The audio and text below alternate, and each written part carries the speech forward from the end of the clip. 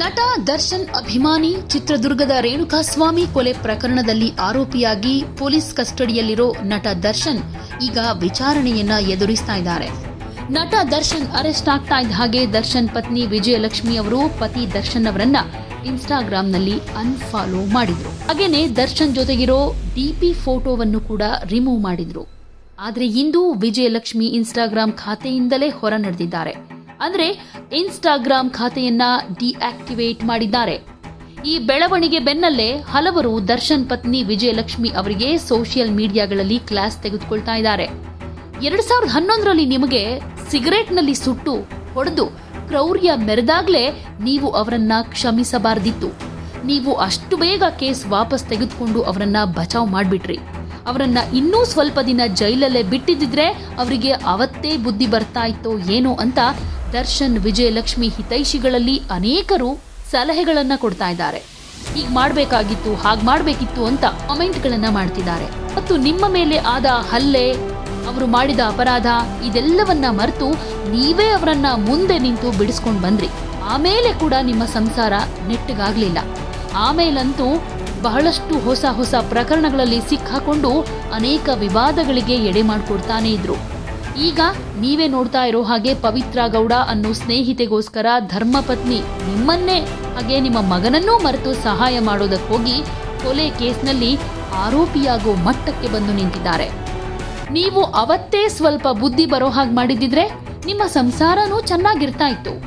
ನಟ ದರ್ಶನ್ ಕೂಡ ತಾವು ಹೋಗ್ತಾ ಇರೋ ತಮ್ಮ ಕೆಟ್ಟ ದಾರಿಯನ್ನ ಬದಲಾಯಿಸ್ಕೊಳ್ತಾ ಇದ್ರೋ ಏನೋ. ಆದ್ರೆ ನೀವು ಹಾಗೆ ಮಾಡದೆ ಇವತ್ತು ದರ್ಶನ್ ಈ ಸ್ಥಿತಿ ತಲುಪೋದಕ್ಕೆ ಕಾರಣ ಆಗ್ಬಿಟ್ರಿ ಅನ್ನಿಸ್ತಿದೆ ಅಂತ ಅನೇಕರು ಸೋಷಿಯಲ್ ಮೀಡಿಯಾಗಳಲ್ಲಿ ದರ್ಶನ್ ಪತ್ನಿ ವಿಜಯಲಕ್ಷ್ಮಿಗೆ ಕ್ಲಾಸ್ ತೆಗೆದುಕೊಳ್ತಿದ್ದಾರೆ. ಆದ್ರೆ ಈಗ ವಿಜಯಲಕ್ಷ್ಮಿ ಅವರಿಗೆ ಸೋಷಿಯಲ್ ಮೀಡಿಯಾದಲ್ಲಿ ಮೆಸೇಜ್ ಮಾಡೋದಕ್ಕೂ ಕೂಡ ಆಗದ ಪರಿಸ್ಥಿತಿ ಇದೆ. ವಿಜಯಲಕ್ಷ್ಮಿ ಇನ್ಸ್ಟಾಗ್ರಾಂ ಖಾತೆಯಿಂದಾನೇ ಹೊರ ನಡೆದಿದ್ದಾರೆ. ಇನ್ಸ್ಟಾಗ್ರಾಂ ಖಾತೆಯನ್ನ ಡಿಆಕ್ಟಿವೇಟ್ ಮಾಡಿದ್ದಾರೆ. ದರ್ಶನ್ ಅಭಿಮಾನಿಗಳು ವಿಜಯಲಕ್ಷ್ಮಿ ದರ್ಶನ್ ಅವರನ್ನ ಅನ್ಫಾಲೋ ಮಾಡಿದ್ದಕ್ಕೆ ನಿಂದನೆ ಮಾಡಿ ಮೆಸೇಜ್ ಮಾಡ್ತಾ ಇದ್ದಿದ್ದು ಇದಕ್ಕೆ ಕಾರಣ ಅಂತ ಹೇಳಲಾಗ್ತಿದೆ. ಇದರಿಂದ ಬೇಸರಗೊಂಡು ಅವರು ಈ ನಿರ್ಧಾರ ತೆಗೆದುಕೊಂಡಿದ್ದಾರೆ ಅಂತ ಹೇಳಲಾಗ್ತಿದೆ. ನಟ ದರ್ಶನ್ ಅವರು ಈಗ ಪೊಲೀಸ್ ಕಸ್ಟಡಿಯಲ್ಲಿ ವಿಚಾರಣೆಯನ್ನ ಎದುರಿಸುತ್ತಿದ್ದಾರೆ. 6 ದಿನಗಳ ಕಾಲ ಪೊಲೀಸ್ ವಿಚಾರಣೆಗೆ ದರ್ಶನ್, ಪವಿತ್ರ ಗೌಡ ಸೇರಿದ ಹಾಗೆ 13 ಜನರನ್ನ ಪೊಲೀಸ್ ಸುಪರ್ದಿಗೆ ಕೊಡಲಾಗಿದೆ. ಕಾನೂನು ಪ್ರಕಾರ ನಟ ದರ್ಶನ್ ಅವರ ವಿಚಾರಣೆ ನಡೆದು ಸೂಕ್ತ ಶಿಕ್ಷೆ ಆಗುತ್ತೆ. ಚಿತ್ರರಂಗದಿಂದ ನಟ ದರ್ಶನ್ ಬ್ಯಾನ್ ಆದ್ರೂ ಕೂಡ ಆಶ್ಚರ್ಯ ಇಲ್ಲ ಅಂತ ಹೇಳಲಾಗ್ತಾ ಇದೆ. ಕನ್ನಡದ ನಟ ದರ್ಶನ್ ಚಿತ್ರದುರ್ಗದ ರೇಣುಕಾಸ್ವಾಮಿ ಕೊಲೆ ಪ್ರಕರಣದ ಆರೋಪಿಯಾಗಿರೋ ಹಿನ್ನೆಲೆಯಲ್ಲಿ ಚಲನಚಿತ್ರ ವಾಣಿಜ್ಯ ಮಂಡಳಿಯಲ್ಲಿ ಮಹತ್ವದ ಸಭೆ ಕರೆಯಲಾಗಿದೆ. ಈ ಸಭೆಯಲ್ಲಿ ದರ್ಶನ್ ಬಗ್ಗೆ ಅನೇಕ ಮಹತ್ವದ ನಿರ್ಣಯ ಕೈಗೊಳ್ಳೋ ಸಾಧ್ಯತೆ ಇದೆ. ದರ್ಶನ್ ಅವರನ್ನ ಚಿತ್ರರಂಗದಿಂದ ಬ್ಯಾನ್ ಮಾಡಬೇಕಾ, ಈ ಬಗ್ಗೆ ಸಭೆಯಲ್ಲಿ ಏನು ನಿರ್ಧಾರ ತೆಗೆದುಕೊಳ್ಬೇಕು ಅನ್ನೋದ್ರ ಬಗ್ಗೆ ಚರ್ಚೆಗಳು ನಡೀತಾ ಇವೆ. ಒಂದ್ಸಾರಿ ಹಾಗೇನಾದ್ರೂ ಮಾಡಿದ್ರೆ ದರ್ಶನ್ ಜೊತೆ ಈಗಾಗಲೇ ಸಿನಿಮಾ ಮಾಡ್ತಾ ಇರೋ ನಿರ್ಮಾಪಕರ ಕಥೆ ಏನು, ಇದ್ರ ಬಗ್ಗೆ ಖಂಡಿತ ಆತಂಕ ಇದೆ.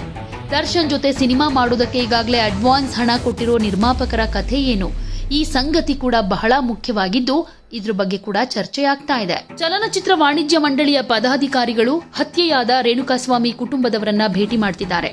ದರ್ಶನ್ ಪರ ನಾವಿಲ್ಲ, ಅನ್ಯಾಯ ಯಾರಿಗಾಗಿದೆಯೋ ಅವರ ಪರ ಕನ್ನಡ ಚಿತ್ರರಂಗ ಇರುತ್ತೆ ಅನ್ನೋದನ್ನ ದೃಢಪಡಿಸೋದಕ್ಕೆ ಚಲನಚಿತ್ರ ವಾಣಿಜ್ಯ ಮಂಡಳಿ ಮುಂದಾಗ್ತಿದೆಯಂತೆ.